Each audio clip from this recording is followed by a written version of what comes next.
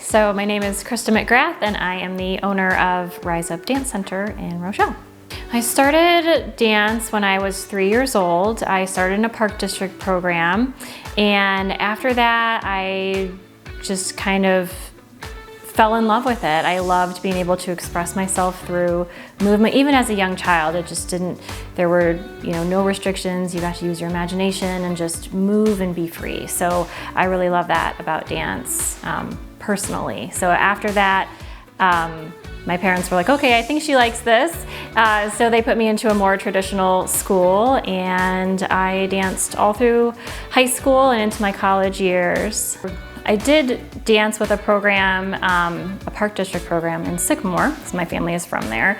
And then I danced with a few different schools in DeKalb and Kane County up until I was 18 when I went to NIU. And then I did the dance program there for a couple years, and then I actually switched to business management, surprisingly. I actually didn't plan to own a dance studio. It just kind of grew into a love that I had. And I worked in retail for a long time, but I hated having to work every night, every weekend, every holiday. Once I got married to my husband and we decided we want to have a family, he works a traditional job Monday through Friday during the day, so I had the opportunity to go into business for myself, and I took it. And I haven't looked back. I would say that coming into a small town, a close-knit town, I have actually been pleasantly surprised at how welcoming this community has been to me as an outsider, especially as an outside business owner. I will say first and foremost that I would not be where I am today without the community and all the support from my parents. Especially this past year, they have just been absolutely amazing. Just even little things, sharing our stuff on social media or recommending a friend to our program. I really think in a town like this, that is super important, and I am always amazed at just how supportive this little tiny community can be. I would say one of the main motivations when I first started being a studio owner was to have more freedom for my family.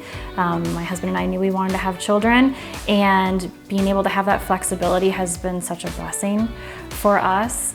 Other than that, I do feel like one of my favorite parts about being a business owner is being able to do different things with the community. I love to do events with the chamber, or we love to do the local festivals. And I feel like just as an individual, sometimes you don't get to participate the way that we can. And giving back to the community is one of my highest priorities. So we like to, do fundraisers that might also support local organizations, or we do scholarships or things like that. But I feel like having that ability to do more in the community is really such a great aspect of being a small business owner. So we offer all kinds of genres. We do ballet, tap, jazz, contemporary, some musical theater, and we also are doing cheer and tumbling this year. Our dancers, as they get older, they have the opportunity to do point, which is where you dance up on your toes. I'm a ballet-based program, so I do have a classical curriculum for all my students. But as I've gone teaching through the years, I have kind of transitioned more from a pre-professional curriculum to something where I just want kids to be able to have a place to come to dance, to enjoy themselves, and to fulfill whatever need they want, whether they want an activity to stay in shape or to spend time with their friends, or even if they do want to continue dancing into college or high school teams or beyond. We do give them that opportunity, but it's more about just lighting that passion in them as well. So I would say the hardest part of teaching is when you have a student that's maybe feeling insecure or just like they can't get something done, and trying to help them up that hill to overcome those fears and build confidence and squash that self-doubt, because everybody has the ability to do anything, right? And nobody is the same. No one is perfect. So just having to work with them and reassure them that, yes, you can do this. Yes, it looks great. Is probably one of the hardest things, because self-doubt is hard and it's very real. And I feel like that's another part of my job that's maybe not advertised. You know, people aren't just coming to learn steps. We're also helping them with different life skills. So, and you know, building that self-esteem and that confidence, and also learning how to work with a group. And especially with our competitive team, we do a lot where, you know, we'll have them watch each other and we'll say, okay, well, what did you think looked good and what did you think they could work on? And just learning how to give that positive feedback, I think, is a really good skill to have, because I feel like, especially these days with technology, which I love technology, but sometimes I feel like it's harder to say your true feelings to someone's face.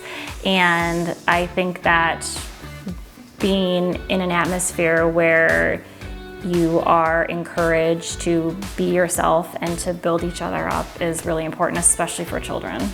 One of my favorite parts about being a teacher, especially with children, is the connections that you get to make. I am very big on having a family-focused program, and it's important to me to not just see my students every week in the classroom. I get to know their families, I know their siblings, you know, what other sports they do, if they have pets. And I'm very fortunate and very blessed to have made a lot of connections in Rochelle, which is a town I'm not from. But because of that, I've been to weddings, baby showers. I actually have 2 students this year who are children of some of my very first students. So 2 second-generation students this year, which is incredible. My favorite form of dance has always been ballet. I started with ballet when I was 3, and it's definitely, I feel, the most beautiful art form. I like that you have to be so strong but look so delicate at the same time, and it's really hard to achieve that.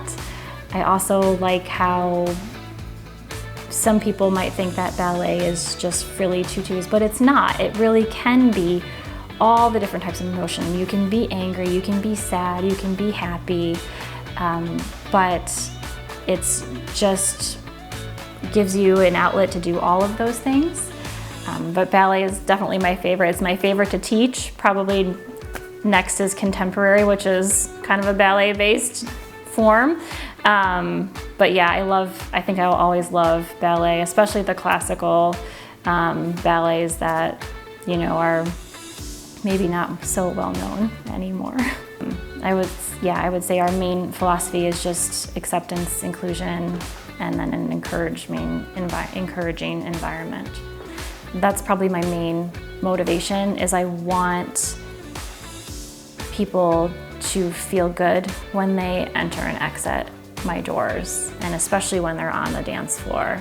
And I want them to be able to leave whatever they have going on outside, you know, whether it's, you know, trouble with friends or you didn't make the soccer team or something like that. But when they come in our doors, we're all on the same playing field, and we're all here because we love movement and music and art and creativity. So I like to just give people the opportunity to do that, to be themselves, to express themselves. Especially sometimes these days, you're not able to do that. I would say, kind of like any other art form, right? There's a million ways to hold a paintbrush. There are a million ways to take a picture, right? There are a million ways to do a dance step. So what I love about it is we can give these things to our students, and then they get to make it their own, and it's their own special thing. Because even when we're trying to work as a group, I want it to be about, you know, well, what do you feel when you hear this song? What do you feel when you do this type of movement? And what I love about dance so much is that you can express so many emotions without without making a sound. So that's what I think is really special about it, because we could give them a combination to do. We could have 5 different kids do it, and they could do it 5 different ways, and no way is wrong. And I think that helps kind of foster being an individual and finding your own path. And I hope that they take that pride and that confidence into the rest of their life.